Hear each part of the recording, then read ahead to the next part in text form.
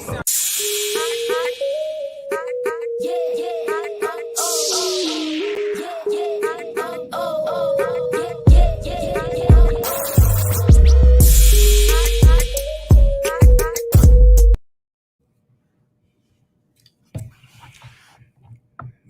morning, everybody. Friday. It's been a long week. If it's been for you the same as it has been for me, you've put in the work, you've grind, you have got some things done. What I want to talk to you about is very important, and it is an observation that I discovered um, sometime, and I've been keeping up with it, and I just want to talk to you about it. I want to bless you as much as I possibly can and encourage you. But here's something that I noticed as a business owner who does a lot of my promoting and um, work actually online. I pay attention to a great deal of metrics and analytic data because it is how I measure my success with my businesses and organizations online. It allows me to determine how people respond to what I'm doing, what I need to do differently, and so much more. It's extremely important part of the marketing and branding process, but it also helps you become more efficient in your efforts in the work that you do. Well, in observing this data, one thing that I have observed, and I'm actually uh, quite certain of, is that we have developed a taste for suffering, and we enjoy viewing, reading, and hearing about trauma and negativity far more than we enjoy being uplifted and empowered. Now, the initial response to this is going to be that's not true. That can't possibly be true. We love positive engagement. We watch this, we listen to this. This is what I can tell you. And I'm not just observing my content and the work I do. I'm observing content in general. I'm observing when you go to, and I'm speaking to a specific collective and group. So if you don't belong to this specific collective and group, it probably is, not the video for you.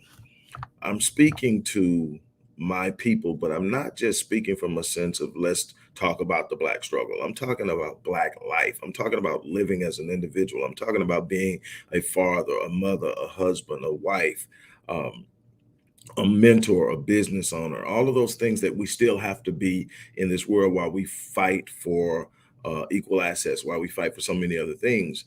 And that's why I put so much emphasis on providing content for my people that empower them and direct them and bring balance to all the negativity that we see about ourselves. What I can tell you is that you go to any streaming service and look at the content that they have set up as the primary promoted streams, and they don't represent us well. It's either trauma porn or it degrades or berates one individual or another within the race. It's either attack or degrading of the Black woman, or attack of degrading of the Black man, a feminization of the Black man, a criminalization of the Black man, a weakening of the Black woman's resolve, a bunch of other different things. It's very rarely a positive, functional, healthy family involved. It's always something that doesn't represent who we are as a collective and where we're headed. And yet that's what they do. And they're not doing it because they're pushing it on us. They're doing it because we're demanding it. We flock to it. We run to it. We look at it.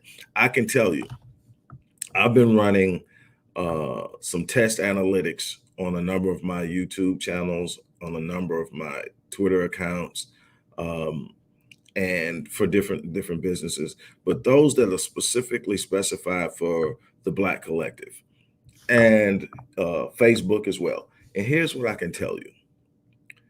I decided a while ago, because I spent a lot of time on these particular platforms, talking about issues that plague the Black community. And what I decided to do was I'm going to put um,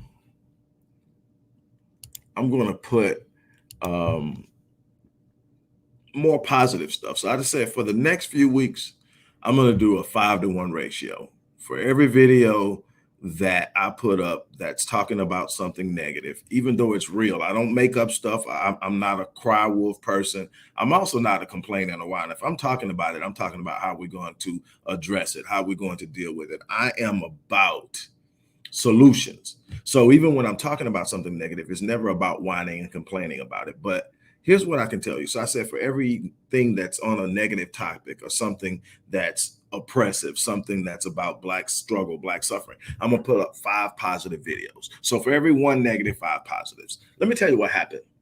Viewership dropped. Subscribership came to a halt. I mean, literally, it just hovered there. It's like, okay, nothing that I'm putting up is actually drawing people from the positives. The 5 positives get probably 18% viewership compared to the look at all the hell's breaking loose in the Black community. That thing. Okay, so I set up and said, okay, maybe it's just me. So I did it again. Same thing. Then I did this.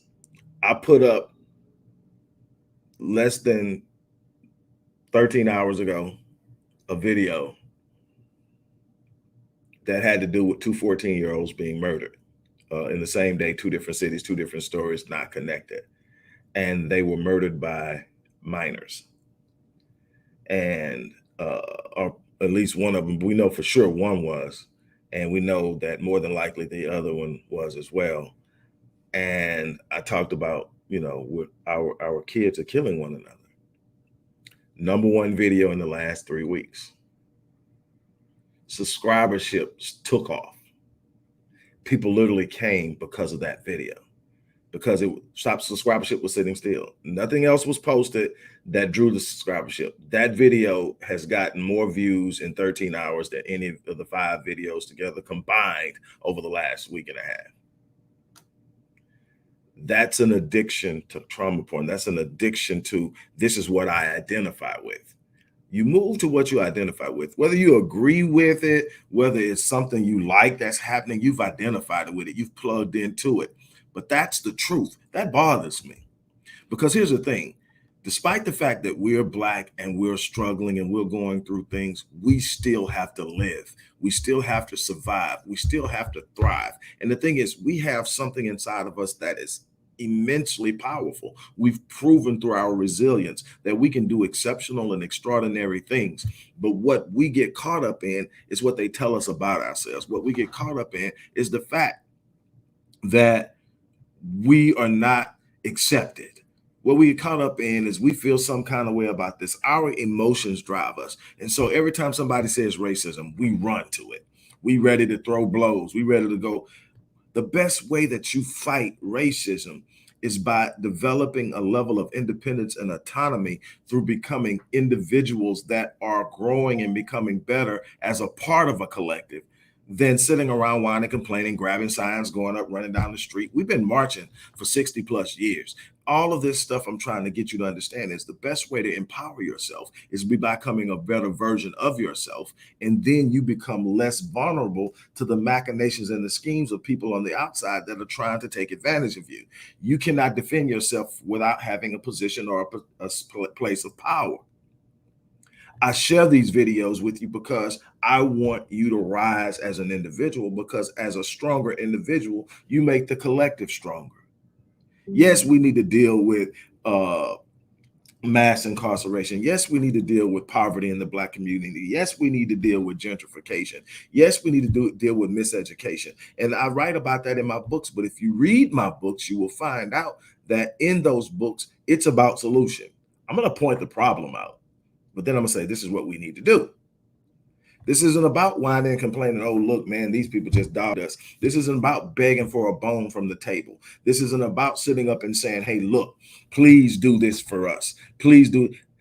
That never works. You will never be respected as a beggar.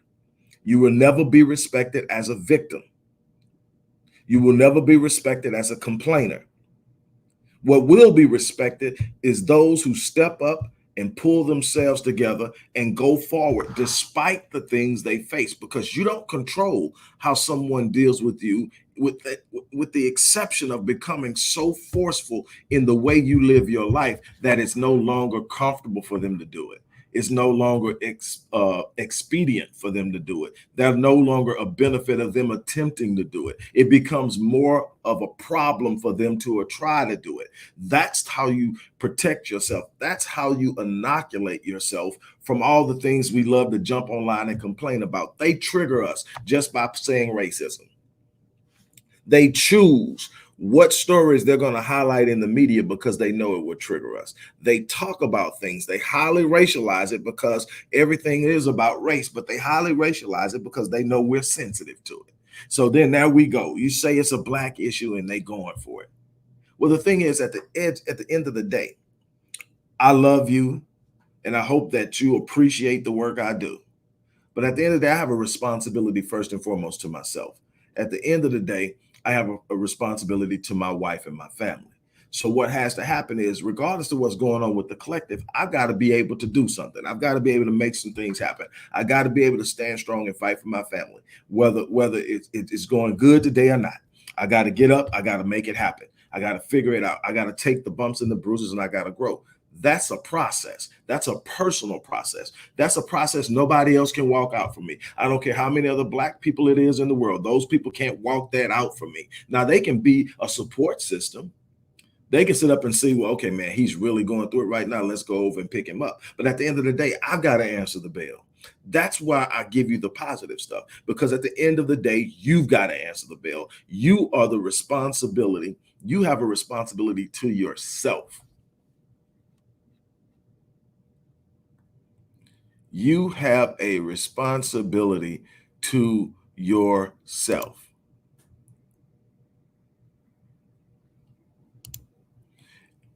What am I getting at? We can't be so consumed with the Black struggle that we lose sight of individual responsibility. We can't be so consumed into the point that we can be played emotionally, that we can be triggered emotionally. Dems have been doing that to us forever. They're racist. Well, I mean, looking at your policies and the things that you're doing, you're not helping either. We're not denying their racism. We're just saying yours is a little more subtle and different, and you're real deceptive with it. You rub a smooth on the back, but eventually you put a knife in it. It happens every freaking time. And then you turn around and talk smooth to us again, and we buy into it. The bottom line is, no one's responsible for our progression. No one's responsible for our independence, our liberation, and our empowerment but us. And the way that we get there isn't by sitting up and whining and complaining in large groups. What we need to do is, first of all, strengthen ourselves individually. Become a better version of ourselves. Once we become a better version of ourselves, then what we must do is turn around and then empower others and be a positive force in the lives of others. But what we cannot do is sit around and become addicted to suffering, addicted to trauma porn. I mean, the gravitation. And like I said, I conducted the observation multiple times, and I've observed it in an uncontrolled sense for a while. I mean, years. And it amazes me that we don't understand, with all that we've been given by some immensely powerful and great minds, that we don't understand that when we do that, we're literally weakening ourselves. Do you need to be aware of the problem? Yes, but you need to be focused on the solution. How do you focus on the solution? You focus on the solution by determining what needs to be done. And if you don't have the capacity, you develop it. That's with anything in life, no matter what you want to do. If you want to improve your financial situation, if you want to improve your marriage, if you want to improve whatever you're doing in business. What you have to do is determine where it is you want to be and look at where you're at and determine what has to be done to get there. It's called growth. It's called intentional growth. Every last one of us need to be growing intentionally as individuals so that when we operate as a collective, we operate with more force and more power. We're not going to get people who benefit from our oppression to relieve us of it. And we're not going to get anywhere by gathering around and going in. Yes, I will continue to post these hot topics that need to be discussed because they do. They need to be teaching points. They need to be origins of motivation. But they do not need to be the focal point of how we see ourselves. We cannot identify with our struggle to the point that we engage and embrace suffering as our lot in life, poverty as our lot in life, third-class citizens as our lot in life. We don't get that by begging. We get that by becoming something better than what we are. That's what my mission is. My mission is to inspire people on an individual level so we perform well on a collective level. And I just had to talk about this. We are so much better than we are in the sense of capacity and potential. The problem is your potential is just that until you tap into it. It's potential. It doesn't become reality until you tap into it, until you decide I'm going to do something different, until you decide I'm going to raise up and I'm going to do something better than what I'm doing. I'm going to take control of my situation. I'm not going to sit here. I'm not going to point fingers. And it's not just about white supremacy. It's not just about white supremacy. Some of us are still hanging on to suffering that from something someone did to us years ago. We're still hanging on to pain and suffering of something someone did to us, and we can't grow. We can't heal.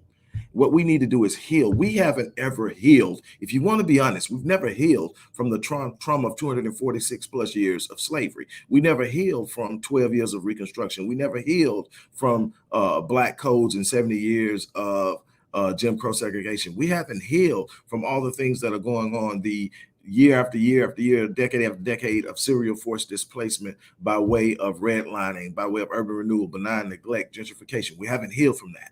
I understand that. But we can't sit up and ride it because it brings us nothing but anger, bitterness, stress, unhealthy living, shorter lifespans, and we don't get anything. We keep repeating the same cycle, not getting anywhere, training our children to be weak, training our children to feel hopeless, training our children to feel helpless.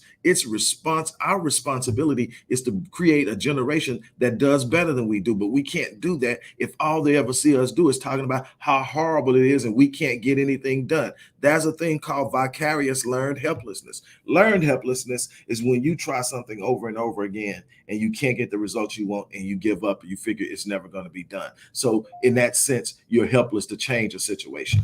Vicarious learned helplessness is when you're watching someone else try and they never get it done, and you just automatically assume the helplessness that they have because you see it and you buy into their situation and their reality, and you end up doing nothing. What I'm trying to get you to understand is you have a personal responsibility to yourself, to your creator, to your family, then to your people, to rise up and be the best you can be. And you can't be that if all you consume is the negative stuff that's happening in this world, because there are some positive things happening. And there are some of us that are doing some exceptional and extraordinary things that want to inspire you to do it, but you can't be sold out on trauma porn. Man, let somebody post something with us doing something stupid, with us fighting, with us shooting each other. Man, it goes viral quickly. I remember the video. I never watched it because I made myself a promise about 5 or 6 years ago that I wasn't going to watch any more snuff videos. I wasn't going to watch any more videos of cops shooting black men. I wasn't going to watch any more videos of black men shooting black men. I wasn't going to watch any more videos of violence, extreme violence. So when these videos come to me and I'm asked to speak on them, I'm asked to take action, I'm asked to be a part of whatever's going on to deal with it, I have to take a collaborate breakdown and some summation from a number of different people of what happened on that video because I'm not watching it. But what I can tell you is I can tell you this: the video of the black woman walking up to the woman in New York, it looks like she was at a restaurant or something, and shooting her in the back of the head went completely viral. Do you realize what that does to your psyche? Do you realize how that breaks you down? Do you realize that it's counterproductive in the programming that you're trying to create in your brain and in your mind to get you to some place where you can do some exceptional and extraordinary things?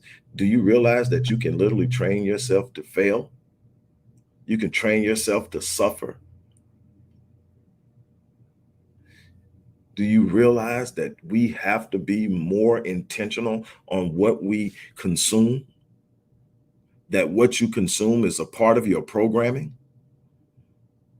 Do you realize that that's what we need to be doing and focusing on?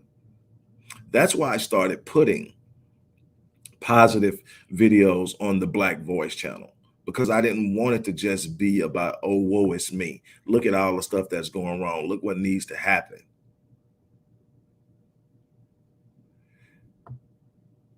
We've assumed, do you know how much trauma we have assumed indirectly?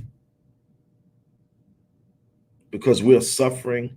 We have this uncanny ability more than any other race that I'm aware of to be empathetic. And so we assume the suffering of others that we relate to.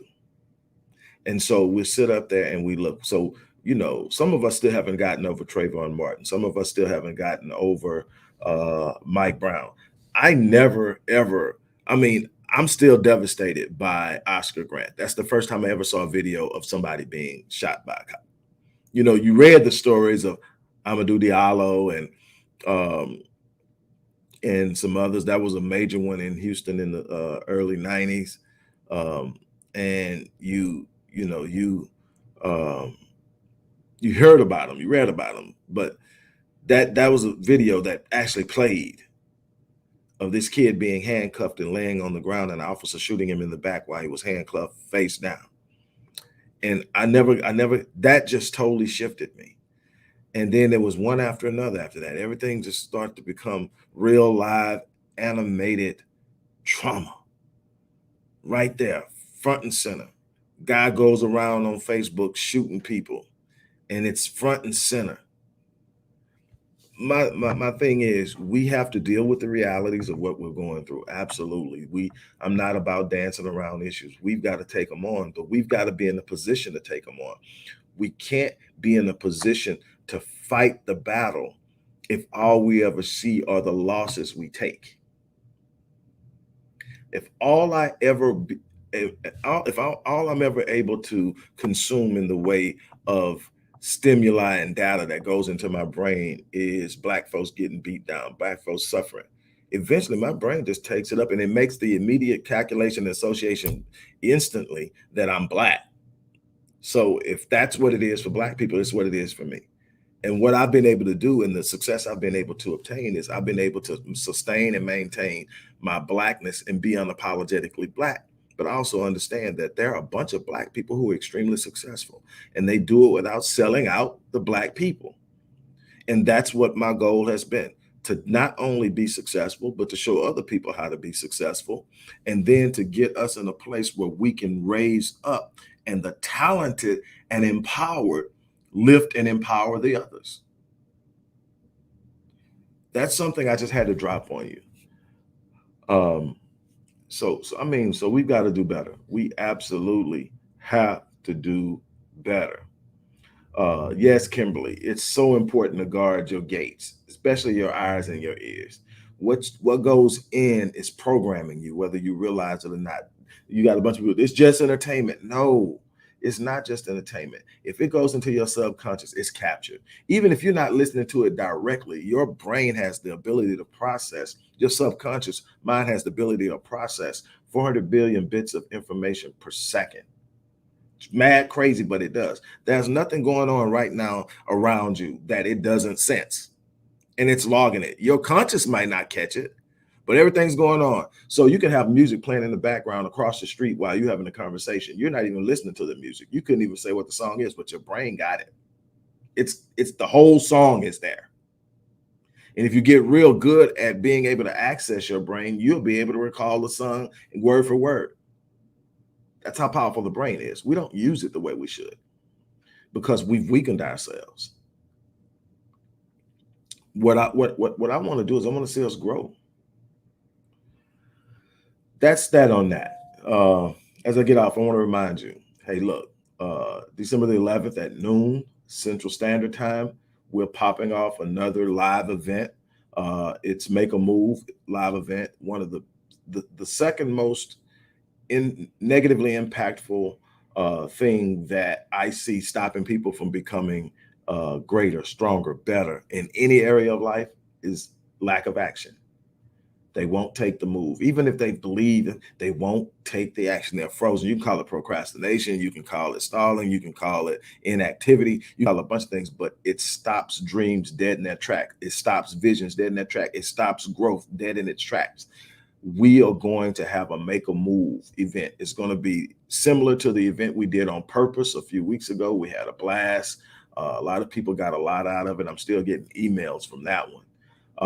But the link to sign up is in the description box. I love to have you guys there. Click the link, sign up, come hang out with Doc. We're going to talk about the importance of action, but we're going to talk about how you set specific action, how you determine where it is you want to go, look at where you're at, and how you set your course and you take that first step. The first step is so powerful. Let me tell you something. The first step is so powerful. The first step is a representation of your faith. The first step is saying, I don't even know exactly how this is going to work out, but it's going to work. I believe in it. I believe in myself. I believe in my purpose. I believe that this is where I'm supposed to be. So I'm going to move out here and I'm going to take this step. When you take that first step, you activate providence. Divine providence starts to move. You start to meet people that have always been there, didn't know what they did, but they're the people you've always needed to move what you're trying to move, but you never took the step, so you never knew who they were. I'm telling you out of experience, you've got to take the first step. You sit up and you'll look up and all of a sudden doors start to open that have always been there, and you wonder this. You have to activate it by taking action. You don't get anything by sitting still. You have to activate it by moving. I'm telling you what I'm talking about. When I had my satellite office in Starbucks years ago, and I would sit up and there would be people that would walk in and they would notice me because I would be there every day. That's why I was working from Starbucks. And it was a huge Starbucks. At the time I was living in Dallas, and it was a huge Starbucks. They had 150 capacity. It was in Uptown, really West Village in the Uptown area of Dallas. 100. It's a huge Starbucks. So everybody's in there. People come to work there, right?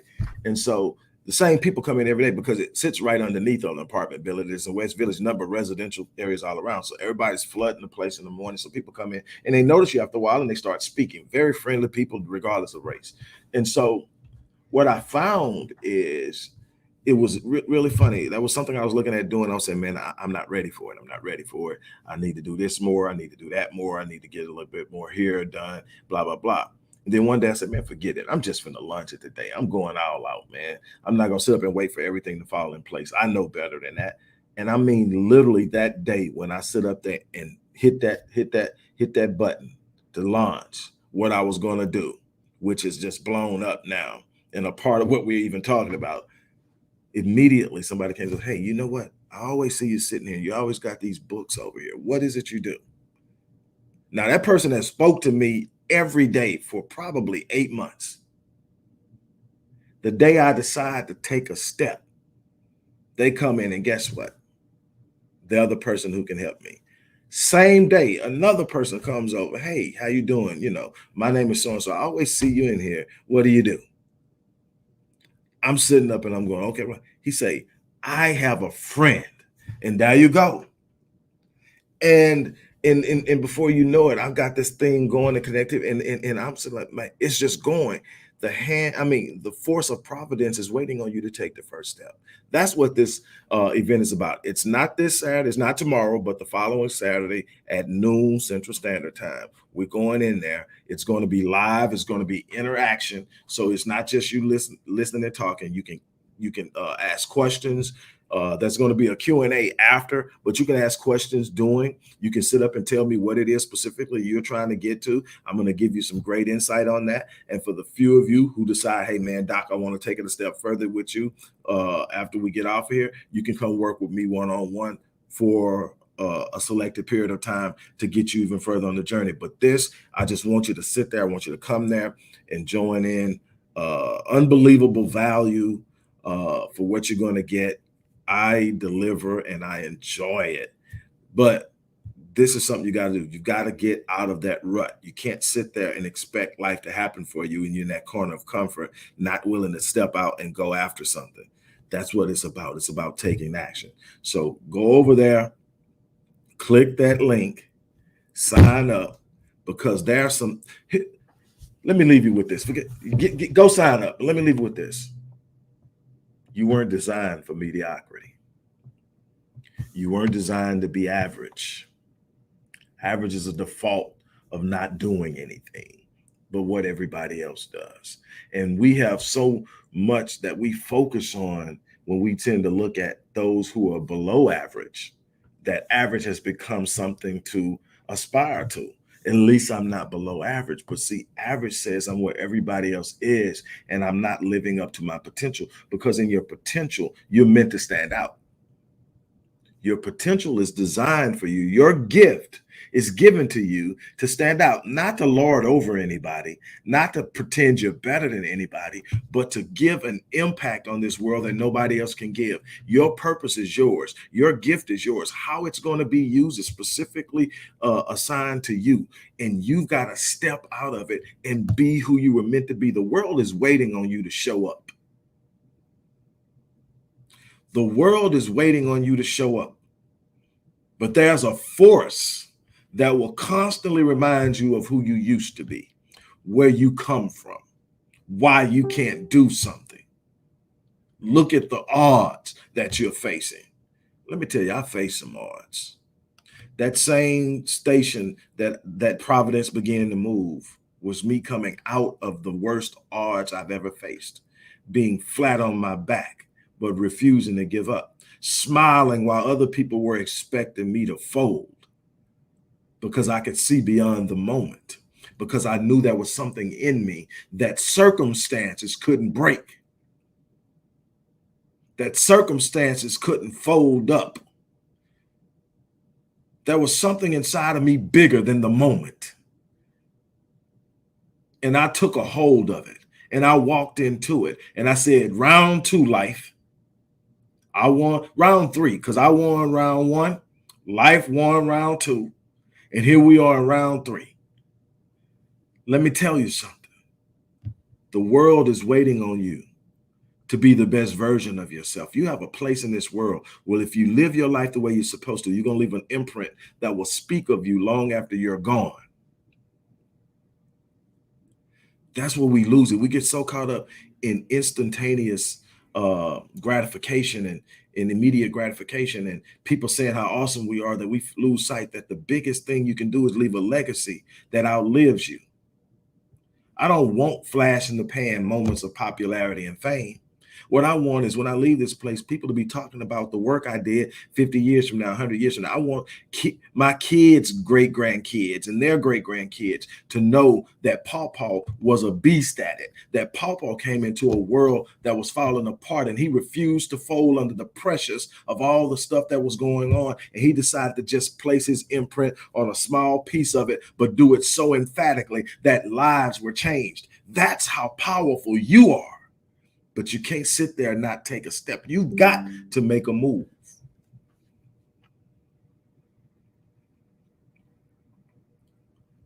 You've got to make a move. Don't sit there on that gift. Don't tuck that gift away. I dare you to rise up and be what you were meant to be. Yes, the Black collective is going through some things. We've been going through it since we set ground here in the early 1600s. And some would say before then. We've been going through it, but we still standing because that's something special. But there has to come a time when we stop surviving our suffering and we start thriving in our gifts. There has to come a time when we stop whining, complaining about the bad man and the boogeyman, and we become so bad that the boogeyman breaks for it and runs. That's the force and power you have to rise up and stand in who you are, not to dominate and do anything to anyone wrong, but to live in the truth and the power of who you are at a level that no one can stop you. It starts with yourself. I challenge you to live it. Sign up for that class. Show up ready to change your life, because it takes that first step to see things change. You're not going to get to your destination in the first step, but what you will get is a clear understanding of something's different. It's amazing how God designed the universe to conspire on your behalf when you know how to execute faith. And I'm not talking from religion, I'm talking from action and observation. When you know how to execute faith, the universe will conspire on your behalf to bring you everything you desire, because you're moving toward it. You're taking the action. You're refusing to fold. You're literally creating and writing a narrative that you're living out. And ain't nothing nobody else can do about it, but you got to take the step. On that note, look, I'm checking out of here. Live your life on full so that when you leave this place, you're down E.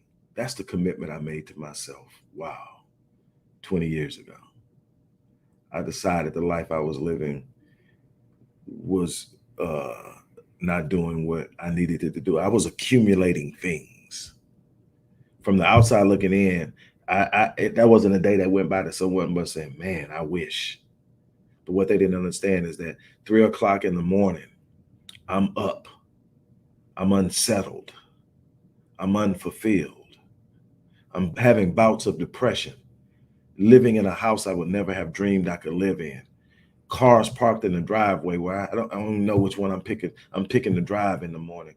A closet bigger than most people's master bedroom with clothes that haven't been worn and I bought them a year ago. All of this stuff, just 20 years ago. Not even that. But I was unfulfilled. But then I woke up and said, you know what? Today it stops being about me and it starts being about my legacy. I'm going to have nice things. I'm going to do some nice things. I'm going to be able to enjoy life. But my life is going to be about a legacy. It's going to be about touching lives. It's going to be about bringing people along and empowering people. It's going to be about leaving my imprint in this world. And I haven't regretted a day.